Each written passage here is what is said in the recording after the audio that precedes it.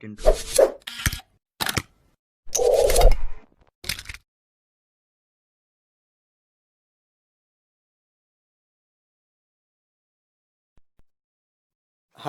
Good evening students. Welcome back study with Surya channel. आज थोड़े से हिस्ट्री के जो इम्पोर्टेंट डेज हैं उनको लेते हैं। इतिहास की महत्वपूर्ण तारीखें। तराइन का प्रथम युद्ध 1191 ईस्वी में। अच्छा, तराइन का द्वितीय युद्ध अगर पूछा जाए तो वो 1192 ईस्वी में। अच्छा, 1191 ईस्वी में तराइन का जो प्रथम युद्ध हुआ वो मोहम्मद गौरी और पृथ्वीराज चौहान के बीच हुआ, जिसमें मोहम्मद गौरी की पराजय हुई। और तराइन का जो द्वितीय युद्ध था 1192 ईस्वी में, उसमें मोहम्मद गौरी की जय हुई यानी विजय हुई और पृथ्वीराज चौहान की पराजय हुई। इसके बाद आता है आपका गुलाम वंश की स्थापना। गुलाम वंश की जो स्थापना हुई वो 1206 ईस्वी में हुई। इसके बाद वास्को ड गामा का भारत आगमन, जिसने भारत की खोज की। वास्को ड गामा जो कि एक समुद्री यात्री था 1498 ईस्वी में। इसके बाद पानीपत का प्रथम युद्ध। पानीपत का प्रथम युद्ध 1526 ईस्वी में जो बाबर के द्वारा लड़ा गया। पानीपत का द्वितीय युद्ध 1556 ईस्वी में। पानीपत का तृतीय युद्ध 1761 ईस्वी में। पानीपत के जो प्रथम एंड द्वितीय और तृतीय युद्ध जो हुए थे उनमें एक सीक्वेंस याद रखनी है स्टूडेंट्स, 26, 56 और 61। 26, 56, 61 यानी पानीपत का प्रथम युद्ध 1526 में, द्वितीय युद्ध 1556 में और तृतीय युद्ध 1761 में। इस तरीके से आप याद रख सकते हो। इसके बाद आता है आपका हल्दी घाटी का युद्ध। हल्दी घाटी का युद्ध अकबर और महाराणा प्रताप के बीच 1576 ईस्वी में। क्या? 1576 ईस्वी में। इसके बाद आता है आपका प्लासी का युद्ध 1757 ईस्वी में। प्लासी का युद्ध हुआ। बक्सर का युद्ध 1764 ईस्वी में। इसके बाद आता है आपका बंगाल में प्रथम विभाजन। बंगाल का जो प्रथम विभाजन हुआ वो हुआ 1905 में यानी 1905 ईस्वी में। 1905 ईस्वी में बंगाल का प्रथम विभाजन। उसके बाद आता है आपका मुस्लिम लीग की स्थापना। कहने का मीन्स एक वर्ष बाद ही मुस्लिम लीग की स्थापना हुई और वो हुई 1906 ईस्वी में। अगर इसे सीक्वेंस से याद रखेंगे, बंगाल का प्रथम विभाजन हुआ 1905 में और एक साल बाद ही हम क्या हो गया, मुस्लिम लीग की स्थापना हुई। अब बात करते हैं स्टूडेंट्स प्रथम विश्व युद्ध। प्रथम विश्व युद्ध 1914 से 1918 ईस्वी में हुआ यानी के बीच में हुआ, जो कि 4 वर्षों तक चला।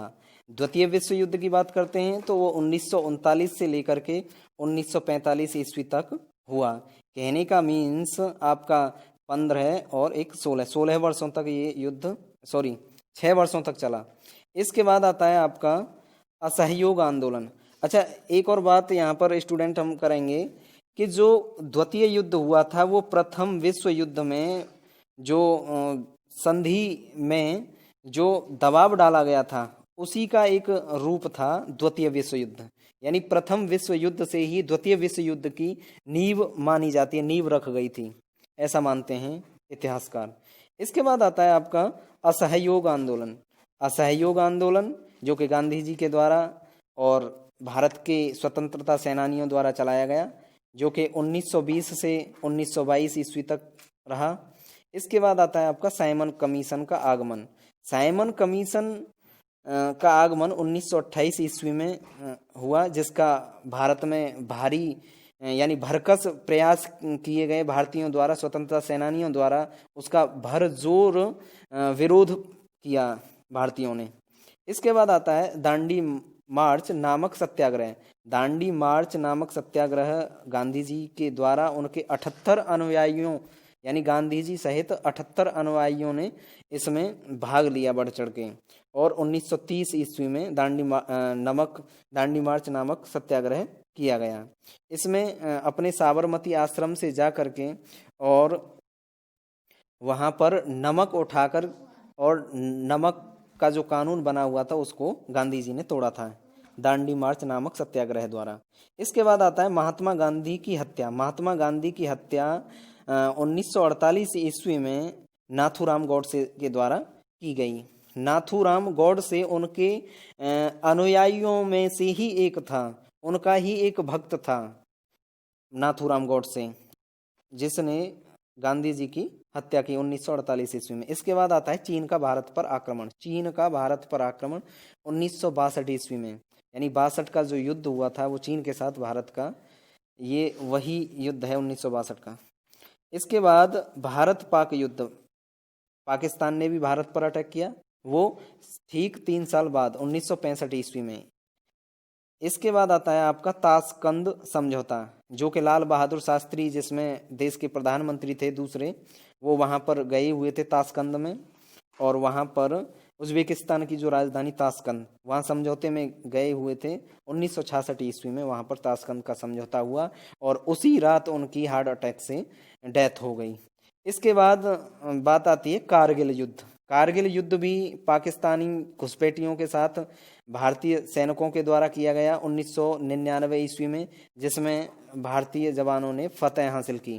कारगिल एक ऐसी चोटी जो कि पाकिस्तानी उस ऊंची चोटी पर आकर बैठ गए थे और नीचे की तरफ भारतीय सैनिक थे, बट सीधी खड़ाई वाली जो चोटी थी कारगिल, इतनी भयंकर चढ़ाई वाली थी कि बिल्कुल सीधे जैसे दीवार पर चढ़ना होता है ऐसे ही वो चोटी बनी हुई थी कारगिल की, और उस पर ऊपर बैठे हुए थे। अगर ऊपर से कोई पत्थर भी मार दे तो वो नीचे वाले व्यक्ति की जान ले सकता है।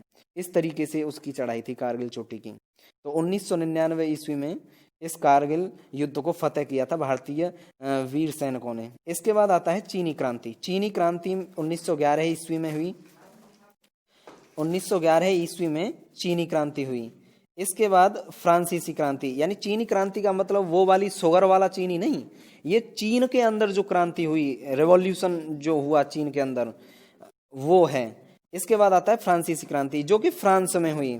फ्रांसीसी क्रांति जो कि फ्रांस में हुई, और कब हुई? 1789 ईस्वी में, 1789 ईस्वी में।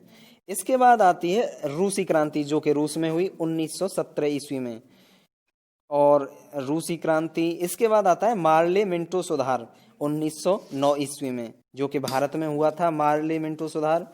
और इसमें क्या है कि मार्ले और मिंटो एक वायसराय थे और एक अध्यक्ष थे, ठीक है, भारतीय सचिव थे। इसके बाद आता है सोमनाथ मंदिर पर आक्रमण, और सोमनाथ मंदिर पर आक्रमण किया था 1025 ईस्वी में। और सोमनाथ मंदिर पर आक्रमण किन्होंने किया था, किस धर्म के थे वो मुस्लिम धर्म के थे। तो इस तरीके से स्टूडेंट्स इन्हें आप थोड़ा अपडेट कर सकते हो और याद रख सकते हो। Thank you students.